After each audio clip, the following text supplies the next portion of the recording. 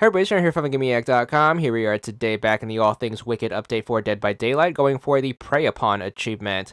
This one's going to be done from the killer side. You are going to need the update's killer in the form of the unknown for this, so make sure you grab him from the DLC pack or from the in-game store. This achievement is to down 20 survivors using his UVX attack.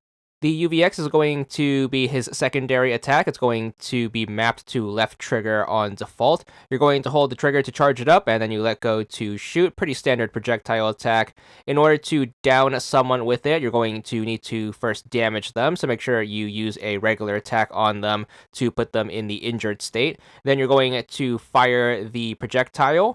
Now, it's going to be very important to keep in mind you do not want to fire the projectile directly at them. You're going to want to shoot it next to them, as it is going to leave an explosion that's going to have an area of effect, and this is going to be the thing that we want to hit them. So make sure you shoot this thing very similar to a grenade launcher, so you're going to want to aim at the environment next to them.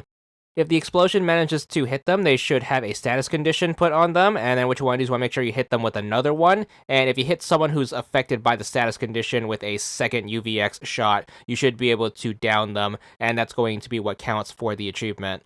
Once you down your victim, it's time to move on to the next one. Same setup, make sure you hit them once to damage them, then it's going to be 2 UVX shots in order to put them down. Putting them down is going to be what counts towards the achievement, so it's not going to be shots that injure them, it has to be shots that are going to put them in the dying state. So make sure you do keep that in mind. It is going to be recommended that you do SWAT at them first. Otherwise, you can also do this with 3 UVX shots, because you can put the status condition on them and then take them down in 2 shots, which will also count for this. So make sure you just apply that, and you should be able to rack these up pretty consistently once you do manage to get the aim correctly.